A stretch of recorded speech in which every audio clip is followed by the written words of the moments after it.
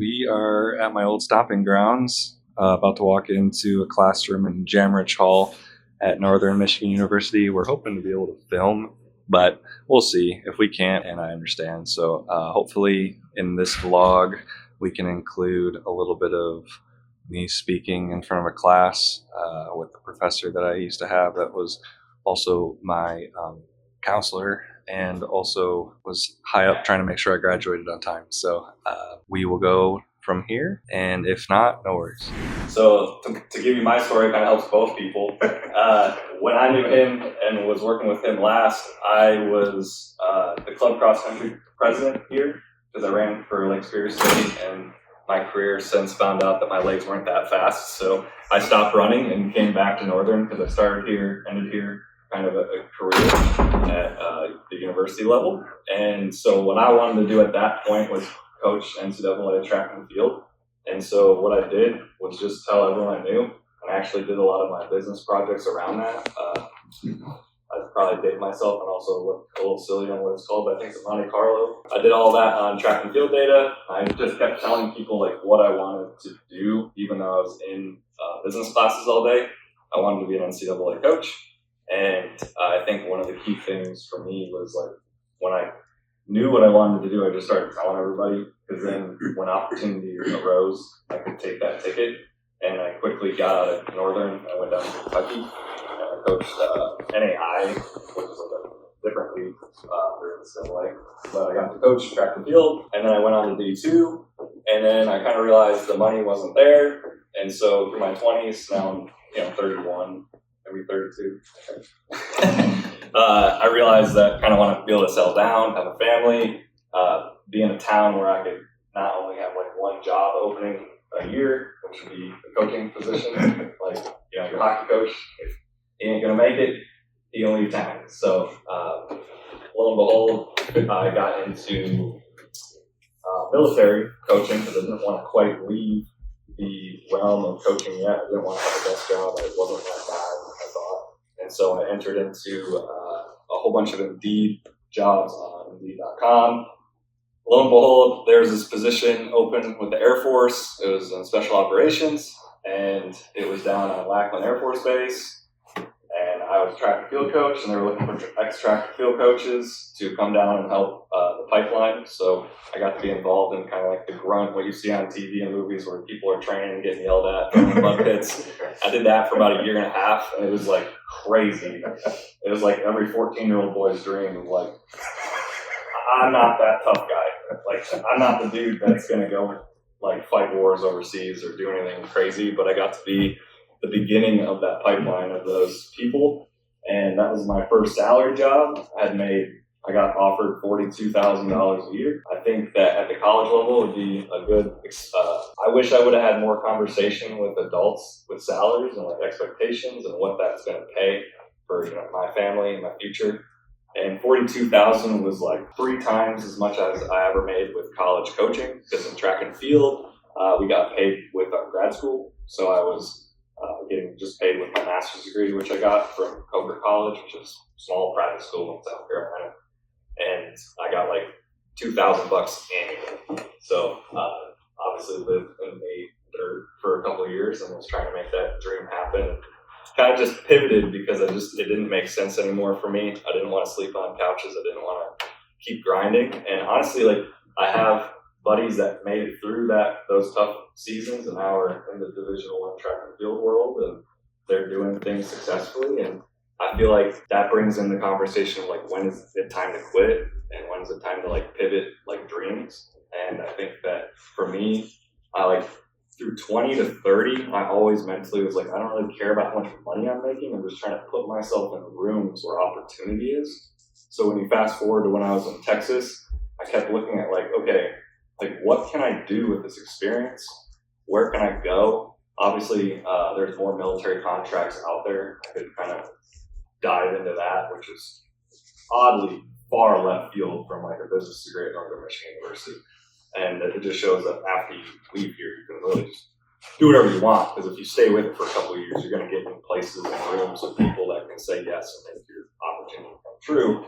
But I really didn't like the predictability. I think I just always had that like little bone in me that was like, I kind of want to do something a little riskier than just like taking a pension plan for 50 years and then like calling it good at the end. Like that's not a wrong thing to do. I just kind of didn't like the predictability behind it. But then ironically now I'm trying to like make everything as predictable as possible as a business owner because everything can come up and flare up and be an issue. So I kind of like the in-between.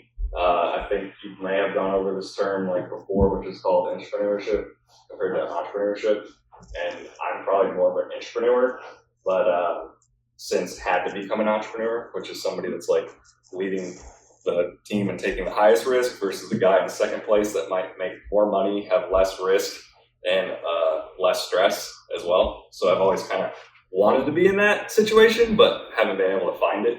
And then since then kind of lucked out with opportunities now. So leaving Texas, I went to Michigan, which is where I'm from, obviously Kalamazoo, and I was starting a company called Ally, and that was like my first like big play in the business. And I knew that college track and field coaches had a recruiting problem. Student athletes didn't know they could run track and field at the college level, even when their maybe talent level was lower than you would expect a college athlete to be. A lot of Division III, Division II, and NAIA programs actually need more roster sizes because they're small schools under like 2,000 student body count.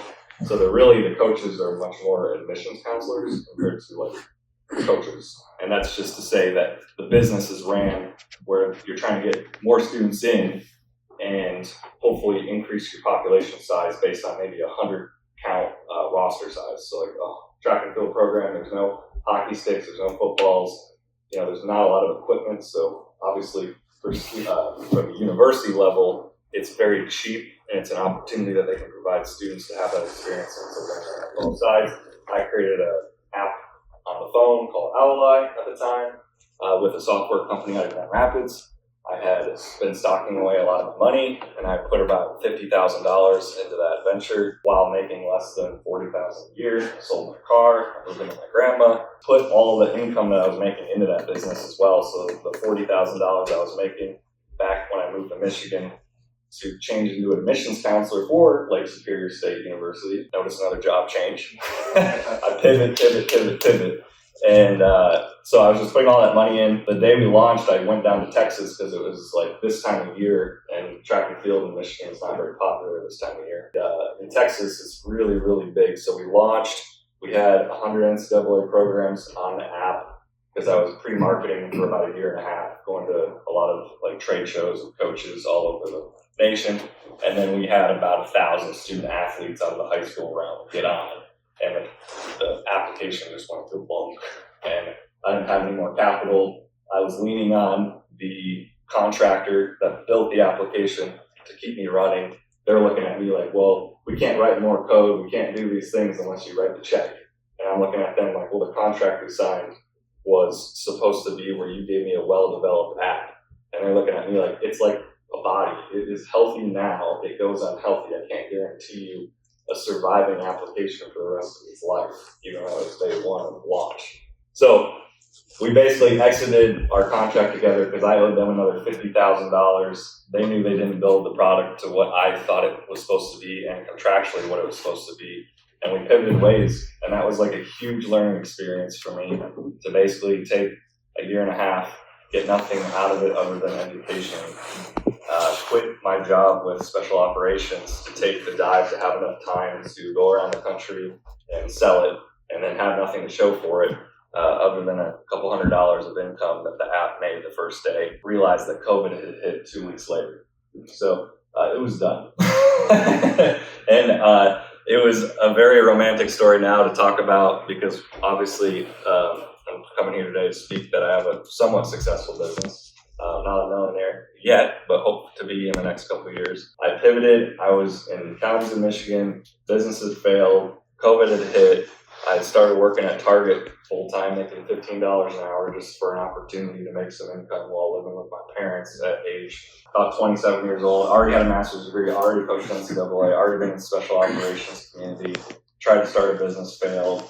Now I'm working at Target. I'm like, what, this for? And then was on YouTube one day and was sick of not making over $40,000 a year. It's $40,000 a year, I think is equivalent to about $20 roughly.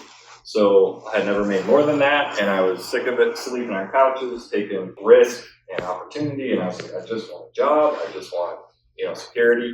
And so I moved down to Knoxville, which my wife now, but girlfriend at the time, lived, and we had been dating for a while. And so I was like, I'm going to go on YouTube. I looked at, am I going to be a realtor? Am I going to be a car salesman?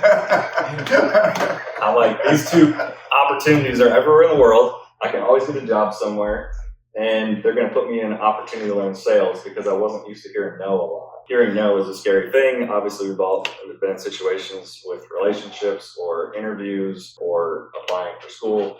We've heard no, and in sales, you hear it every single day, and you have to brush it off and move on. With that, with Ally, the application, I had kind of done somewhat of a pivoted and tried to do some like private representation of some high school student athletes that was pretty good. Try to make some quick money in that to see if I could keep it going. And I actually sold 2 packages to 2 different student athlete families for roughly like $500 each, where I would help them get recruited as certain programs because I knew all these coaches.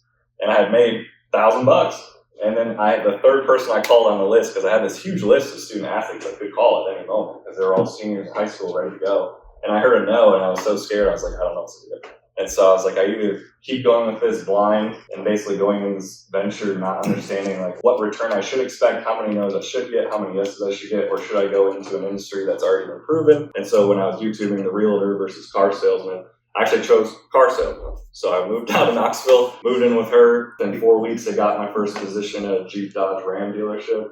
And I started, and I made no money for 4 weeks. And then I pivoted over to Nissan. I started making $10,000 a month. And I was like, what is this? Like, what is money? Second month came, we made another 10 grand. I would show her, I'm like, I just made like $10,000.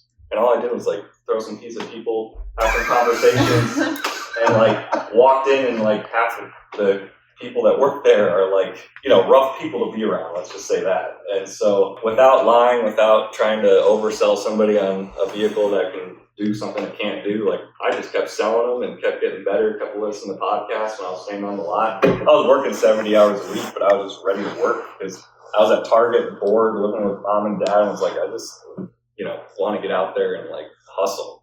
And so I did that for a year, saved up all my money, and I kept getting YouTube ads. I'm sure a lot of you that are like trying to figure out how to, like, where to pivot out of university or like how to make money, or even people that aren't even trying to do that are probably on YouTube and they get that ad. It's like, you can make $100,000 a year doing this, or 5,000 in a day doing that. And so I just kept seeing those, and I stumbled upon a course. I don't want to speak on it because I'm not trying to like sell you on that, but I bought a course and I was like, I'm gonna try this out. And I paid $7,000 for it because I had it from the car sales money, and I learned how to wholesale real estate. And I started doing the step 1, step 2, step 3 on wholesaling real estate, which is like, who knows what wholesaling is in real estate, like a concept of it. Yeah. It's where you go to Dr. Crum, he's got a house, he's got a rental, let's say, that he owns, and he's got students in it that he doesn't like, and he wants to sell it. And so I make him an offer on the house, and then I have another investor behind me that has a number that I understand he would want it for. So I pay him $100,000 for the house, and then maybe I sell the house for $105,000 to the next guy. You don't need a lot of, you don't need any licensing for that. You can do it. It depends on the state. I don't want to get involved in getting into the details of that, but that was something where I was like, man, I can get off the car lot. Because once I had made a ton of money, about $150,000, $165,000 in a year, I was like, I don't have any of my time. You're still there at work all day, and if you don't enjoy it, you're probably going to not last very long. And I don't think work is evil. I don't think we are working on our small businesses to get to an island with a coconut water and sit there and do nothing. I think that God has more for us in our lives than that. But at the same time, standing in a 90-degree parking lot in the middle of a city that you just don't want to be at, around people that may or may not be convincing you to do good or wrong things, is not really the environment, the immediate environment I want to be around. So I took the course. Step 2 was go find other wholesalers in the community, learn who they are, because you might be able to help them bring an investor into one of their deals they already have. Well, I met the big investor or the big wholesaler in town. They offered me a job compared to, helping them independently as a contractor per se. And they offered me like $55,000 a year. So a huge pay cut, right back down to where I started, right around that $40,000 salary, which is probably where a lot of starter opportunities are going to arrive for you guys after college. They're going to work out. But I took that, and we obviously waited to spend money. We hadn't bought a big house. We hadn't bought fancy cars. I still drove up here from Knoxville in my little Nissan that I bought off myself for a very inexpensive amount of money. And it's been a very patient experience for us to not go blow money, because when you're an entrepreneur, you're not guaranteed money in 4 weeks. So you got to have a bigger reserve on hand for your family. Got into that position, I took a pay cut, and I worked for a company locally. I said, hey, I have some skills now. I've been selling cars for a little over a year. I'm going to do this for you at the rate you want to offer, which is $55,000, which was under the six figures that I think a lot of us have in our mind. And once you surpass that, it's hard to come back down. Once I perform, I want to come back up to $120,000 a year. But we'll work on that once I prove myself. And so I learned the systems, learned the contracts, learned how to cold call, learned how to do the texting and all the other ways, the mailers and everything, to get deals going. They provide that as a company. Started going out to properties, started learning, what is this worth? Because the first question is, what is the house worth before you even make an offer? Because if you don't know what it's worth, you might overpay and then not bring any value to anybody and not make money for yourself. So did that. Fast forward a couple weeks in, my fourth week in, I did my first deal. Then I started racking up about $100,000 in revenue for the company a month. And then we were engaged at that time. And then in October, I had made my big stance of hey, I'm looking to make a little bit more money. I'm producing the income I'm producing the revenue for the company that I really thought I could do. And this is where I'm kind of ready to exit, go do it on my own, which was somewhat of a bluff because, again, I'm an entrepreneur at heart. I'd rather help people build businesses than be the business owner myself, ironically. But they took that bluff and they called it as hard as they possibly could. And so we got married, and I got fired the day before. And that was 2021. And luckily we had some savings. I think I had about $15,000 on me, but our life, and still our life, is about $5,000 a month. So I had 3 months savings. That's before tax, if you want to think about money that way. When I quit, we went on our honeymoon. That was a little bit of a stressful honeymoon because I knew coming back I was just going to be at the apartment, and I had not known how to do what I was working on because that company had been spending $5,000 to $10,000 a month in marketing to then get the opportunities that were in front of me. So I had a decision to make, which was do I run the same business model and go blow 10 out of the 15 grand I had on me and risk it because that's all I got?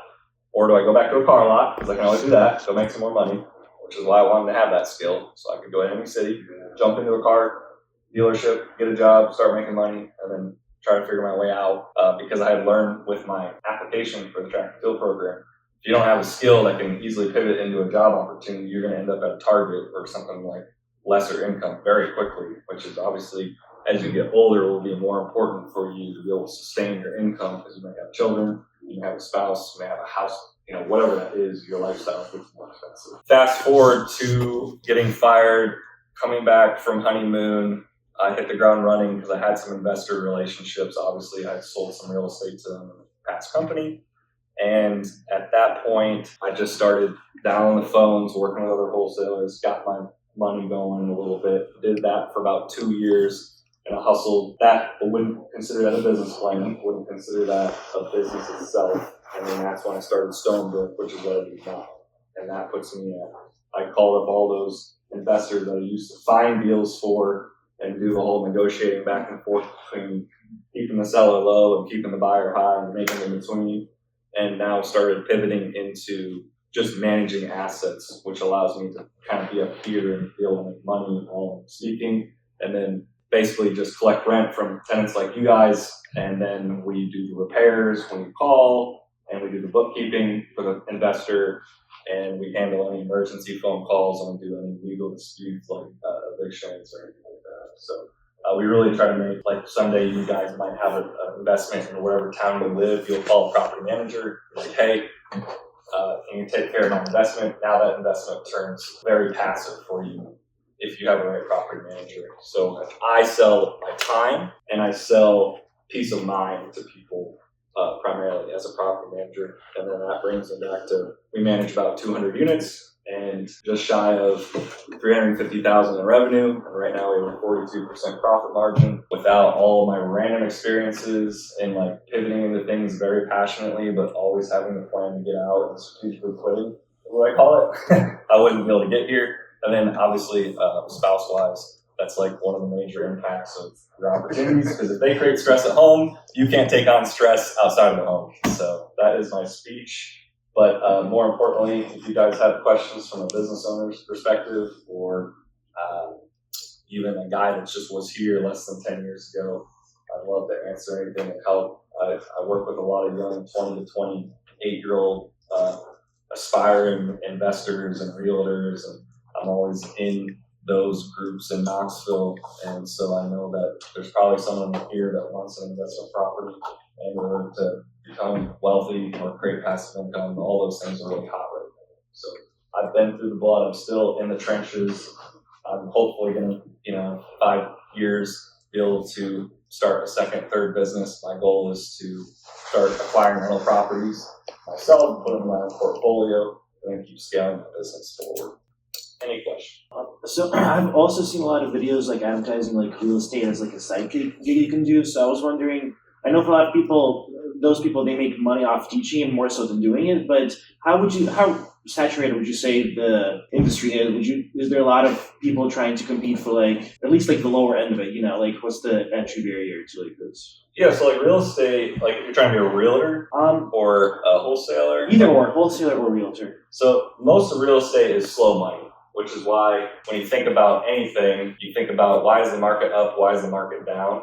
And if the market wasn't going up and down in any market, be that like stocks, real estate, just economy in general, if it was flowing ever so slowly, no one would become wealthy very fast. But with the ups and downs, people are better at planning, and then the wealthy get wealthier because they can sit longer on the lows, come in, swoop things for half the dollar, hold, and then you have a boom and all their stuff gets really, really, really valuable. So whoever can truly sit in the pain the longest, who has the most reserves, wins. And so with real estate, it is a slow industry. So there's really only a few ways to make quick returns on that. And that's usually like being a realtor, a transaction inside of real estate creates fast cash. So whether that be a mortgage lender, financial advisor, even just like helping people with a transaction in real estate is really the quickest, largest way to make a return in like 4 weeks time.